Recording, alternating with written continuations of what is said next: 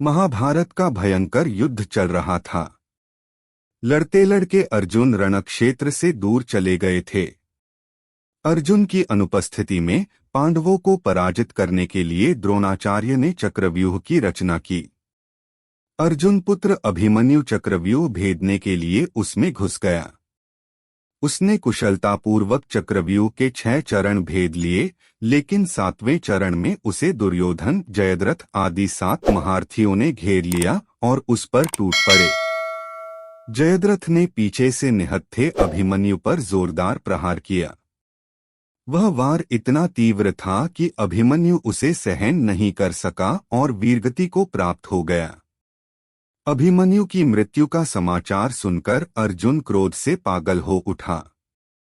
उसने प्रतिज्ञा की कि यदि अगले दिन सूर्यास्त से पहले उसने जयद्रथ का वध नहीं किया तो वह आत्मदाह कर लेगा।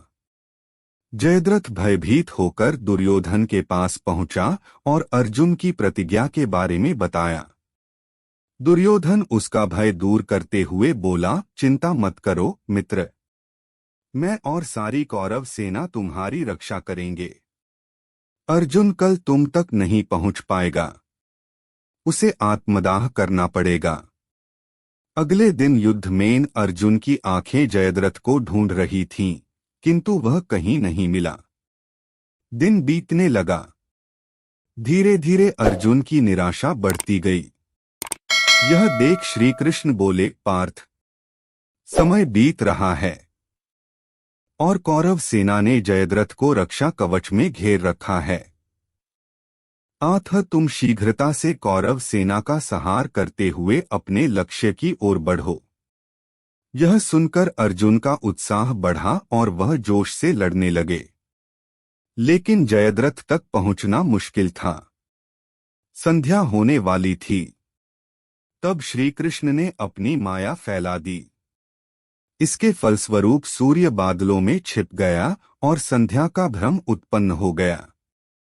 संध्या हो गई है और अब अर्जुन को प्रतिज्ञावश आत्मदाह करना होगा। यह सोचकर जयद्रथ और दुर्योधन खुशी से उछल पड़े।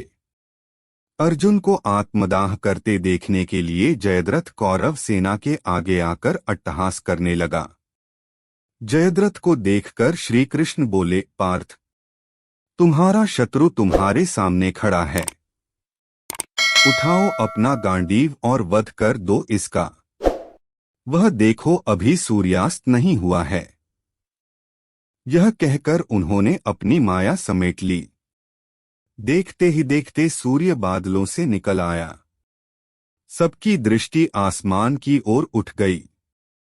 सूर्य अभी भी चमक रहा था। यह देख जयद्रथ और दुर्योधन के पैरों तले जमीन खिसक गई। जयद्रथ भागने को हुआ, लेकिन तब तक अर्जुन ने अपना गांडीव उठा लिया था। तभी श्री कृष्ण चेतावनी देते हुए बोले, हे अर्जुन, जयद्रथ के पिता ने इसे वरदान दिया था कि जो इसका मस्तक जमीन पर गिराएगा उसका मस्तक भी 100 टुकड़ों में विभक्त हो जाएगा। इसलिए यदि इसका सिर जमीन पर गिरा तो तुम्हारे सिर के भी 100 टुकड़े हो जाएंगे। हे पार्थ, उत्तर दिशा में यहां से 100 योजन की दूरी पर जयद्रथ का पिता तप कर रहा है। तुम इसका मस्तक ऐसे काटो कि वह इसके पिता की गोद में जाकर गिरे। अर्जुन ने श्री कृष्ण की चेतावनी ध्यान से सुनी और अपनी लक्ष्य की ओर ध्यान कर बाण छोड़ दिया। उस बाण ने जयद्रथ का सिर धड़ से अलग कर दिया और उसे लेकर सीधा जयद्रथ के पिता की गोद में जाकर गिरा।